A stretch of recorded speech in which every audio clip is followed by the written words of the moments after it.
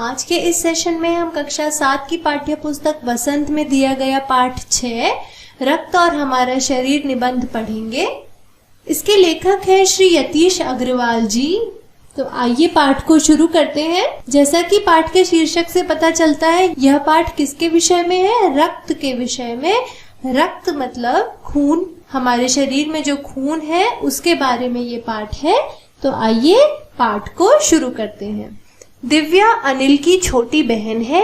यूं तो वह शुरू से ही कमजोर है, लेकिन इधर कुछ दिनों से उसे हर समय थकान महसूस होती रहती है। मन किसी काम में नहीं लगता। भूख भी पहले से कम हो गई है। अस्पताल में उसे डॉक्टर ने देखा तो कहा, लगता है दिव्या के शरीर में रक्त की कमी हो गई है। रक्त अर्थात खून। जांच कराकर देखते हैं। यह कहकर उन्होंने दिव्या को रक्त की जांच के लिए पास के एक कमरे में भेज दिया। वहां अनिल को अपनी ही जान पहचान की डॉक्टर दीदी दिखाई दी। डॉक्टर दीदी ने कहा, कहो अनिल, कैसे आना हुआ? अनिल ने बताया कि डॉक्टर ने दिव्या को खून की जांच के लिए आपके पास भेजा है। तो इस पहले पैराग्राफ में दो बच्चों के बारे में बताया गया है, दिव्या और अनिल। अनिल जो है वो दिव्या का बड़ा भाई है और दिव्या थोड़ी बीमार है, इसलिए वो डॉक्टर के पास खुद को दिखाने के लिए गई है अनिल के साथ। डॉक्टर अस्पताल में जब उसे देखते हैं तो वे कहते हैं कि ऐसा लग रहा है कि जैसे दिव्या के शरीर में खून की कमी हो गई है, और इसकी जांच कराने के लिए वे उसको पास के एक कमरे में भेज देते हैं, जहां पर कि अनिल को अपनी पहचान की डॉक्टर दीदी मिल जाती है और वह अनिल से पूछती है कि वो अस्पताल क्यों आया है। तो अनिल डॉक्टर दीदी को बताता है कि डॉक्टर ने दिव्या को खून की जांच के लिए उनके पास भेजा है। आगे इतना सुनते ही डॉक्टर दीदी ने दिव्या की उंगली से रक्त की कुछ बूंदें एक छोटी सी शीशी में डाल ली और स्लाइड पर लगा दी। फिर अनिल से बोली, अनिल तुम कल अस्पताल से रिपोर्ट ले जाना। अगले दिन अस्पताल पहुंचकर अनिल ने डॉक्टर दीदी के कमरे में दरवाजे पर दस्तक दी। भीतर से आवाज आई, आ जाओ। अनिल ने कमरे में प्रवेश किया तो पाया डॉक्टर दीदी सूक्ष्मदर्शी द्वारा एक स्लाइड की जांच कर रही थी। दीदी के इशारे से वह पास रखी एक कुर्सी पर बैठ गया। स्लाइड की जांच पूरी होने पर डॉक्टर दीदी ने साबुन से हाथ धोए और तौलिए से पोंछती हुई बोली, अनिल दिव्या को एनीमिया है। चिंता की बात नहीं, कुछ दिन दवा लेगी तो ठीक हो जाएगी। उसके बाद जब डॉक्टर दीदी को पता चला कि वो दिव्या के खून की जांच कराने के लिए उनके पास आए हैं, तो उन्होंने दिव्या की उंगली में से खून की कुछ बूंदें लेकर एक शीशी में भर लिया और उसे एक स्लाइड पर लगा दिया। स्लाइड जो होती है वो कांच की बनी हुई एक छोटी सी पट्टी होती है आयताकार, और उसके ऊपर किसी भी चीज को जिसका हमें सूक्ष्मदर्शी के द्वारा अध्ययन करना है रख कर सूक्ष्मदर्शी के नीचे लगाकर उसका अध्ययन किया जाता है। स्लाइड एक कांच की आयताकार पट्टी जैसी चीज होती है और जिसके ऊपर जिस भी चीज के नमूने का हमें सूक्ष्मदर्शी से अध्ययन करना है उसकी थोड़ी सी मात्रा को लगाकर सूक्ष्मदर्शी के नीचे रखकर अध्ययन किया जाता है। तो उन्होंने दिव्या के खून की बूंदें ले ली और स्लाइड पर उसको फैलाकर अनिल से कहा कि तुम कल दिव्या की खून की रिपोर्ट अस्पताल से ले जा लेना। अगले दिन जब अनिल अस्पताल पहुंचा तो डॉक्टर दीदी ने उसे अपने कमरे में बुला लिया और अनिल ने क्या देखा कि वह सूक्ष्मदर्शी यानी माइक्रोस्कोप के द्वारा एक स्लाइड की जांच कर रही थी। दीदी के इशारे पर वह पास की कुर्सी पर बैठ गया और जांच पूरी होने के बाद दीदी ने साबुन से हाथ धोए और तौलिए से पोंछते हुए अनिल को बताया कि दिव्या को एनीमिया है। एनीमिया अर्थात खून की कमी। जब हमारे शरीर में खून की कमी हो जाती है तो उस बीमारी को एनीमिया कहते हैं। फिर उन्होंने ये भी कहा कि उन्हें चिंता करने की कोई जरूरत नहीं है, क्योंकि दिव्या कुछ दिन दवा लेगी तो उसका एनीमिया ठीक हो जाएगा। आगे अनिल के मन में जिज्ञासा हुई। वह बोला, दीदी एक सवाल पूछूं? हाँ हाँ क्यों नहीं, डॉक्टर दीदी ने कहा। एनीमिया से आपका क्या मतलब है दीदी? उसने पूछा। यह जानने के लिए तुम्हें रक्त के बारे में जानना होगा, डॉक्टर दीदी ने कहा। फिर बोली, अनिल, देखने में रक्त लाल द्रव के समान दिखता है, किंतु इसे सूक्ष्मदर्शी द्वारा देखें तो यह भानुमति के पिटारे से कम नहीं। मोटे तौर पर इसके दो भाग होते हैं। एक भाग वह जो तरल है, जिसे हम प्लाज्मा कहते हैं। दूसरा वह जिसमें छोटे बड़े कई तरह के कण होते हैं, कुछ लाल, कुछ सफेद और कुछ ऐसे जिनका कोई रंग नहीं, जिन्हें बिंबाणु या प्लेटलेट कण कहते हैं। ये कण प्लाज्मा में तैरते रहते हैं। अब जब अनिल को ये पता चला कि दिव्या को एनीमिया की बीमारी है, तो उसने डॉक्टर दीदी से पूछा कि एनीमिया क्या होता है।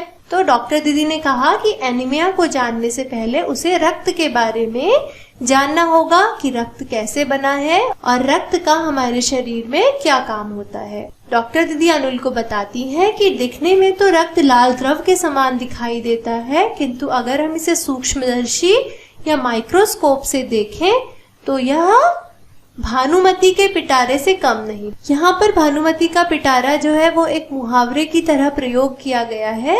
और ये मुहावरा कब प्रयोग होता है? ये मुहावरा उन जगहों पर प्रयोग होता है जहाँ पर हमें ऐसी चीजों के बारे में बताना हो कि जो दिखने में तो बहुत छोटी या सामान्य सी लगती हैं, लेकिन उनके अंदर बहुत सारी अन्य चीजें निहित होती हैं। जैसे यहाँ पर लेखक हमें रक्त के बारे में बताना चाहते हैं, इसलिए उन्होंने इस मुहावरे का प्रयोग किया है, क्योंकि रक्त दिखने में तो एक लाल रंग का द्रव है ऐसा दिखता है, परंतु रक्त के अंदर क्या है, बहुत प्रकार की कोशिकाएं पाई जाती हैं।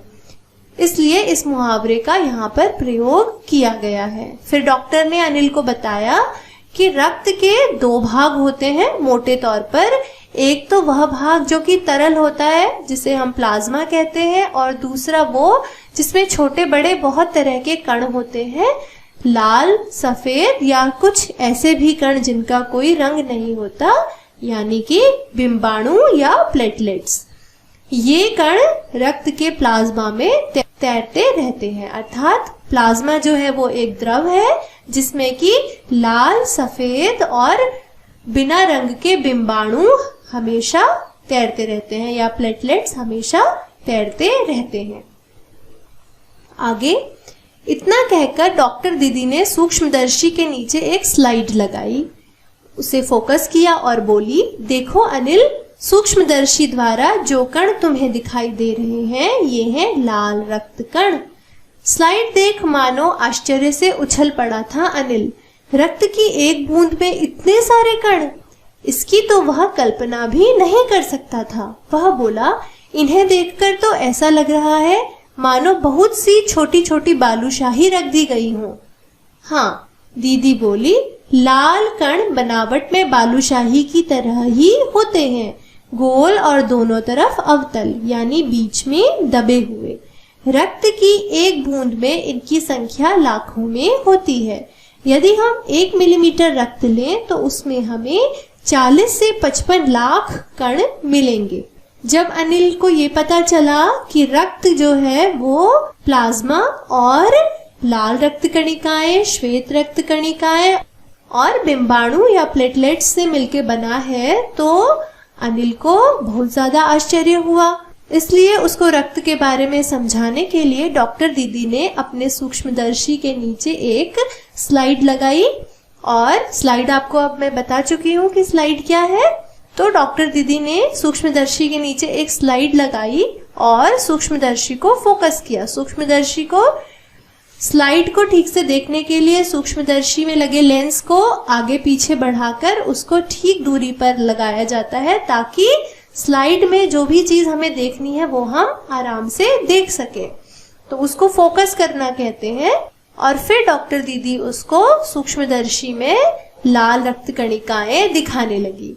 जब अनिल ने स्लाइड देखी तो उसे बहुत ज्यादा आश्चर्य हुआ, क्योंकि स्लाइड में रक्त की सिर्फ एक बूंद थी और उसे बहुत सारे कण दिखाई दिए। तो उसे आश्चर्य हुआ कि एक बूंद में इतने सारे कण हैं, और ये उसने कभी सोचा भी नहीं था। तो उसे वो बहुत सारे कण ऐसे लगे जैसे बहुत सारी छोटी छोटी बालूशाही उस एक रक्त की बूंद में उपस्थित हों। तो जब उसे ऐसा आश्चर्य हुआ तो दीदी ने उसे समझाया कि लाल रक्त कणिकाएं बनावट में कैसी होती हैं, बालूशाही की तरह होती हैं, गोल होती हैं और दोनों तरफ अवतल यानी बीच में दबी हुई होती हैं। रक्त की एक बूंद में इनकी संख्या लाखों में होती है और 1 मिलीमीटर रक्त में हमें 40 से 55 लाख तक लाल रक्त कणिकाएं मिलती हैं। आगे, इनके कारण ही हमें रक्त लाल रंग का नजर आता है। ये कण शरीर के लिए दिन रात काम करते हैं। सांस लेने पर साफ हवा से जो ऑक्सीजन तुम प्राप्त करते हो उसे शरीर के हर हिस्से में पहुंचाने का काम इन कणों का ही है। इनका जीवन काल लगभग 4 महीने होता है। 4 महीने के होते होते ये नष्ट हो जाते हैं, लेकिन एक साथ नहीं, धीरे धीरे, कुछ आज, कुछ कल, कुछ उससे अगले दिन। तब तो कुछ ही महीनों में ये खत्म हो जाते होंगे, अनिल ने कहा। यह सुनकर डॉक्टर दीदी मुस्कुरा उठी, बोली, नहीं, ऐसा नहीं होता। शरीर में हर समय नए कण बनते रहते हैं जो नष्ट कणों का स्थान ले लेते हैं। हड्डियों के बीच के भाग मज्जा में ऐसे बहुत से कारखाने होते हैं जो रक्त कणों के निर्माण कार्य में लगे रहते हैं। इनके लिए इन कारखानों को प्रोटीन, लौह तत्व और विटामिन रूपी कच्चे माल की जरूरत होती है। फिर डॉक्टर दीदी अनिल को आगे क्या बताती हैं कि इन लाल रक्त कणिकाओं की वजह से, जो कि कैसी होती हैं, आकार में बालूशाही की तरह होती हैं, और इनकी वजह से ही हमें रक्त या खून लाल रंग का दिखाई देता है। ये कणिकाएं शरीर के लिए दिन रात काम करती रहती हैं और सांस लेने पर साफ हवा से जो ऑक्सीजन हमें मिलती है उसे शरीर के हर हिस्से तक पहुंचाने का काम कौन करता है? लाल रक्त कणिकाएं करती हैं। इनका जीवन काल 4 महीने का होता है और 4 महीने पूरे होते होते ये नष्ट होने लगती हैं। लेकिन सारी कणिकाएं एक साथ ही नष्ट नहीं होती, बल्कि धीरे धीरे नष्ट होती हैं। और फिर क्या होता है, जब अनिल ने ये सुना तो उसे लगा कि ऐसे तो सारी रक्त कणिकाएं कुछ ही महीनों में खत्म हो जाती होंगी। फिर डॉक्टर दीदी ने उसे बताया कि हड्डियों के बीच के भाग में यानी मज्जा में ऐसे बहुत से कारखाने होते हैं जो रक्त कणों के निर्माण कार्य में लगे रहते हैं। तो अनिल को बहुत चिंता हुई कि ये कण तो कुछ महीनों में ही इस प्रकार खत्म हो जाएंगे। तो यह सुनकर डॉक्टर दीदी मुस्कुरा उठी और बोली कि ऐसा नहीं होता है। शरीर में हर समय नए कण बनते रहते हैं जो नष्ट कणों का स्थान ले लेते हैं। हड्डियों के बीच के भाग में यानी मज्जा में ऐसे बहुत से छोटे छोटे कारखाने होते हैं जहां पर कि प्रोटीन, लौह तत्व और विटामिन रूपी कच्चे माल की मदद से क्या होता है, हड्डियों के बीच के भाग यानी मज्जा में ऐसे बहुत से छोटे छोटे कारखाने होते हैं जहां पर कि प्रोटीन, लौह तत्व और विटामिन कच्चे माल की तरह प्रयोग होता है और इन लाल रक्त कणिकाओं का निर्माण होता रहता है।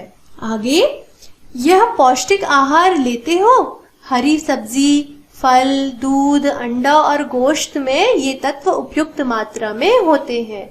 यदि कोई व्यक्ति उचित आहार ग्रहण नहीं करता तो इन कारखानों को आवश्यकता अनुसार कच्चा माल नहीं मिल पाता।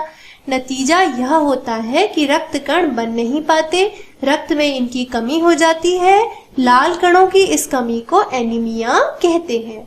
तो क्या संतुलित आहार लेने मात्र से हम एनीमिया से बचे रह सकते हैं? अनिल ने सवाल किया। दीदी बोली, हाँ, यह कहना काफी हद तक सही होगा। यूं तो एनीमिया बहुत से कारणों से हो सकता है, किंतु हमारे देश में इसका सबसे बड़ा कारण पौष्टिक आहार की कमी है। इसके अलावा इस रोग का एक और बड़ा कारण है पेट में कीड़ों का होना। ये कीड़े प्रायः दूषित जल और खाद्य पदार्थों द्वारा हमारे शरीर में प्रवेश करते हैं। तो जब अनिल को पता चला कि लाल रक्त कणिकाओं का निर्माण हमारी हड्डियों के मज्जा में स्थित छोटे छोटे कारखानों में होता है तो उसे बहुत आश्चर्य हुआ। और डॉक्टर दीदी ने उसे ये भी बताया कि प्रोटीन और अन्य पौष्टिक पदार्थ जो भी हम अपने खाने में खाते हैं, विटामिन आदि, वो इन लाल रक्त कणिकाओं के बनने में कच्चे माल का काम करते हैं। फिर डॉक्टर दीदी आगे उसे बताने लगी कि हरी सब्जी, फल, दूध, अंडा और गोश्त आदि पौष्टिक आहार में ये सभी तत्व यानी विटामिन और प्रोटीन आदि उपयुक्त मात्रा में होते हैं या उचित मात्रा में होते हैं। और अगर कोई व्यक्ति उचित रूप से आहार ग्रहण नहीं करता तो हड्डी के मज्जा में स्थित इन कारखानों को उपयुक्त कच्चा माल नहीं मिल पाता। अब अगर हम यदि इन सब पौष्टिक चीजों को खाएंगे ही नहीं तो हमारे शरीर में यह प्रोटीन, विटामिन आदि कैसे पहुंचेंगे, और जब ये नहीं पहुंचेंगे तो लाल रक्त कणों का निर्माण भी नहीं होगा और हड्डियों में स्थित कारखानों को आवश्यकता अनुसार अपना कच्चा माल नहीं मिलेगा और लाल रक्त कणिकाएं नहीं बन पाएंगी और रक्त में इन कणिकाओं की कमी हो जाएगी, जिसको हम एनीमिया कहते हैं। तो अनिल उनसे पूछता है कि क्या अगर संतुलित आहार हम नियमित रूप से खाएं तो हम एनीमिया से बचे रह सकते हैं। तो डॉक्टर दीदी उसे बताती है कि हाँ, काफी हद तक उसका उत्तर ठीक है कि संतुलित आहार ठीक तरह से खाने से मनुष्य को एनीमिया नहीं होता, लेकिन और भी कारण है जिनसे एनीमिया होता है और उनमें से एक प्रमुख कारण है पेट में कीड़ों का होना। अब पेट में ये कीड़े कैसे होते हैं? जब हम दूषित जल या दूषित खाद्य पदार्थ खाते हैं तो ये कीड़े हमारे शरीर में प्रवेश कर जाते हैं। आगे, अतः इनसे बचने के लिए यह आवश्यक है कि हम पूरी सफाई से बनाए गए खाद्य पदार्थ ही ग्रहण करें। भोजन करने से पूर्व अच्छी तरह से हाथ धो लें और साफ पानी ही पिएं। और हाँ अनिल, एक किस्म के कीड़े भी हैं जिनके अंडे जमीन की ऊपरी सतह में पाए जाते हैं। इन अंडों से उत्पन्न हुए लार्वे त्वचा के रास्ते शरीर में प्रवेश कर आंतों में अपना घर बना लेते हैं। इनसे बचने का सहज उपाय है कि शौच के लिए हम शौचालय का ही प्रयोग करें और इधर उधर नंगे पैर न घूमें। दीदी, यह तो बहुत ही महत्वपूर्ण बात बताई आपने, अनिल बोला। वह पल भर सोच में डूबा रहा, फिर बोला, दीदी आपने बताया था कि रक्त में सफेद कण और बिंबाणु या प्लेटलेट कण भी होते हैं, शरीर में उनका क्या काम है? तो जब डॉक्टर दीदी ने अनिल को यह बताया कि हमें एनीमिया की बीमारी संतुलित आहार न लेने से और पेट में कीड़े होने की वजह से होती है, तो अनिल को बहुत आश्चर्य हुआ और उसके बाद उन्होंने ये बताया कि हमें पूरी तरह से साफ सफाई से बने हुए खाद्य पदार्थ ही खाने चाहिए। भोजन करने से पहले अच्छी तरह से हाथ धोने चाहिए, साफ पानी पीना चाहिए और दूषित खाद्य पदार्थों का सेवन नहीं करना चाहिए। फिर उन्होंने ये भी बताया अनिल को कि एक और तरह के कीड़े भी होते हैं जो कि अपने अंडे जमीन की ऊपरी सतह पर देते हैं। तो जब हम नंगे पैर गंदी जगहों में इधर उधर घूमते हैं तो ये अंडे त्वचा के रास्ते हमारे शरीर में प्रवेश कर जाते हैं और हमारी आंतों में अपना घर बना लेते हैं। इसलिए डॉक्टर दीदी ने अनिल को बताया कि हमें इधर उधर नंगे पैर नहीं घूमना चाहिए, हमेशा चप्पलें या जूते पहनने चाहिए और साथ ही साथ शौच के लिए शौचालय का प्रयोग करना चाहिए, खुले स्थानों में शौच नहीं करनी चाहिए। फिर अनिल ने डॉक्टर दीदी से पूछा कि आपने लाल रक्त कणिकाओं के बारे में तो इतना सब कुछ बताया, पर आप कह रही हैं कि रक्त में सफेद रक्त कणिकाएं और बिंबाणु या प्लेटलेट्स भी तो होते हैं, तो आप उनके बारे में भी मुझे कुछ बताइए कि शरीर में उनका क्या काम है। आगे दीदी बोली, सफेद कण वास्तव में हमारे शरीर के वीर सिपाही हैं। जब रोगाणु शरीर पर धावा बोलने की कोशिश करते हैं तो सफेद कण उनसे डटकर मुकाबला करते हैं और जहां तक संभव हो पाता है रोगाणुओं को भीतर घर नहीं करने देते। बस संक्षेप में यो मान लो कि वे बहुत से रोगों से हमारी रक्षा करते हैं और बिंबाणुओं का काम है चोट लगने पर रक्त जमाव क्रिया में मदद करना। रक्त के तरल भाग प्लाज्मा में एक विशेष किस्म की प्रोटीन होती है जो रक्त वाहिका की कटी-फटी दीवार में मकड़ी के जाले के समान एक जाला बुन देती है। बिंबाणु इस जाले से चिपक जाते हैं और इस तरह दीवार में आई दरार भर जाती है जिससे रक्त बाहर निकलना बंद हो जाता है। तो दीदी ने अनिल को क्या बताया कि सफेद कणिकाएं क्या है? हमारे शरीर के वीर सिपाही है, क्योंकि जब भी कोई रोगाणु हमारे शरीर पर हमला करते हैं तो सफेद कण उनसे डटकर मुकाबला करते हैं और रोगाणुओं को शरीर में घुसने नहीं देते। ये रोगों से हमारी रक्षा करते हैं। और बिंबाणुओं का काम क्या होता है? रक्त जमाव क्रिया में मदद करना। अर्थात जब कभी आपकी उंगली कट जाती है तो उससे खून बहने लगता है और थोड़ी देर के बाद आप क्या देखते हैं कि वो खून अपने आप ही जम जाता है। अब अगर आप सोचिए कि वो खून जमे ही ना, तो क्या होगा कि आपके शरीर का सारा रक्त धीरे धीरे इसी तरह बाहर बह जाएगा और आपकी मृत्यु भी हो सकती है। इसलिए ये जो हमारे शरीर में उपस्थित बिंबाणु हैं या प्लेटलेट्स हैं, ये क्या काम करते हैं? रक्त को जमाने की क्रिया में मदद करते हैं। प्लाज्मा, आपको पता है रक्त के दो भाग हैं, प्लाज्मा और रक्त कणिकाएं। तो प्लाज्मा में ये रक्त कणिकाएं सदैव तैरती रहती हैं। अब प्लाज्मा में एक प्रोटीन उपस्थित होता है जो कि जब हमारी कोई रक्तवाहिका कट जाती है या कोई नस कट जाती है तो उसकी कटी हुई दीवार में मकड़ी की तरह एक जाला बुन देता है और बिंबाणु या प्लेटलेट्स जो होते हैं वो इस जाले से चिपक जाते हैं और इस तरह दीवार में आई हुई दरार भर जाती है, जिससे रक्त बाहर निकलना बंद हो जाता है। आगे अनिल बोला, दीदी लेकिन घाव गहरा हो तब तो खून बहता ही चला जाता है। हाँ, ऐसे समय में उस व्यक्ति को जल्दी से डॉक्टर के पास ले जाना चाहिए। जरूरत पड़ने पर ऐसी स्थिति से निपटने के लिए कुछ टाँके भी लगाने पड़ सकते हैं, किंतु डॉक्टर के पास पहुंचने तक के समय में चोट के स्थान पर कसकर एक साफ कपड़ा बांध देना चाहिए। दबाव पड़ने से रक्त का बहना कम हो जाता है, जो उस व्यक्ति के लिए काफी लाभप्रद सिद्ध हो सकता है।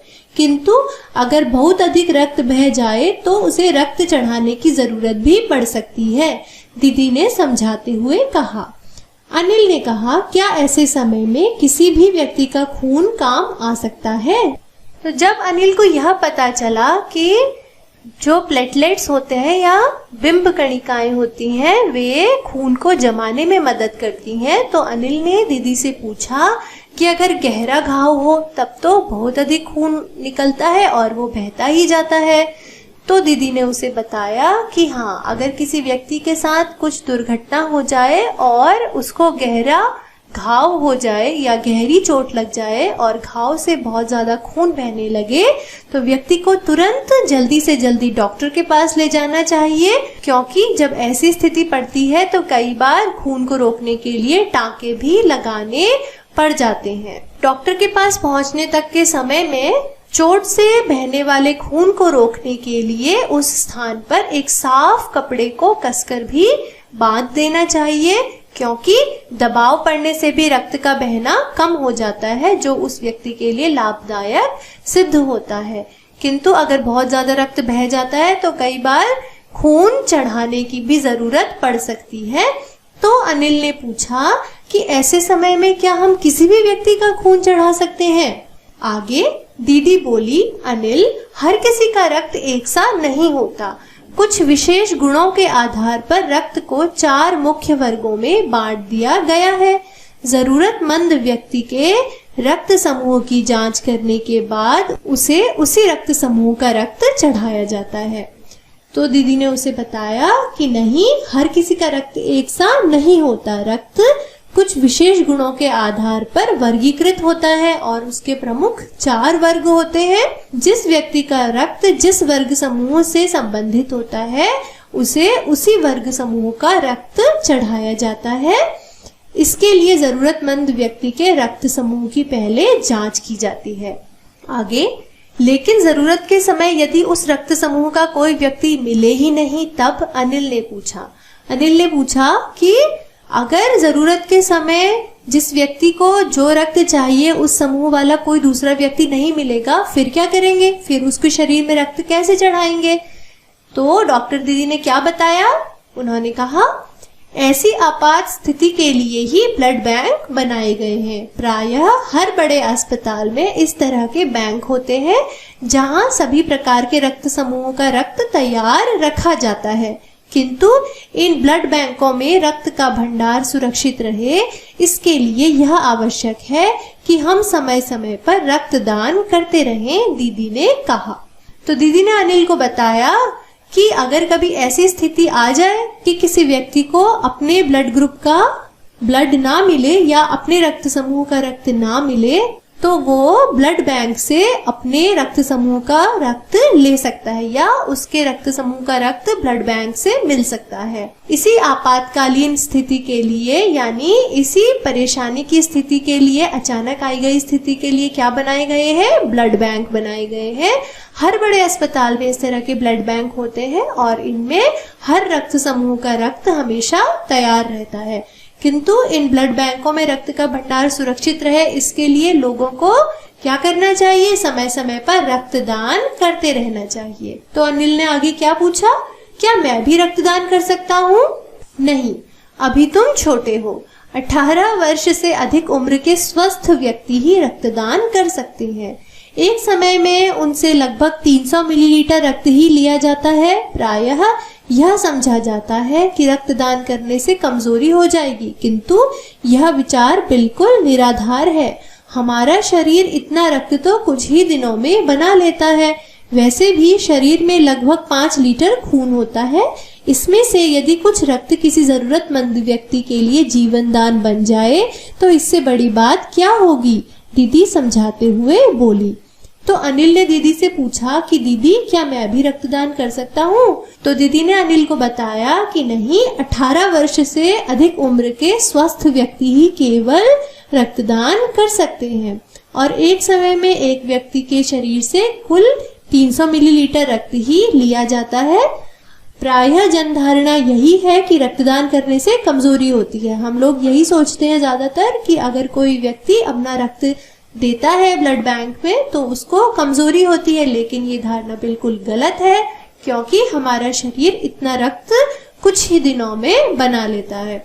और वैसे भी हमारे शरीर में कुल लगभग 5 लीटर खून होता है और अगर इसमें से थोड़ा सा खून हम किसी जरूरतमंद व्यक्ति को जीवन दान देने के लिए देते हैं तो ये उसके ऊपर बहुत बड़ा परोपकार होगा। आगे, तो फिर बड़ा होने पर मैं नियमित रूप से रक्तदान किया करूंगा, अनिल ने कहा।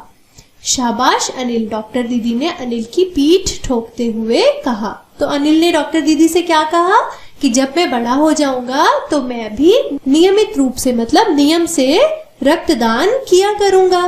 तो डॉक्टर दीदी ने अनिल की पीठ ठोकते हुए उसे शाबाशी दी।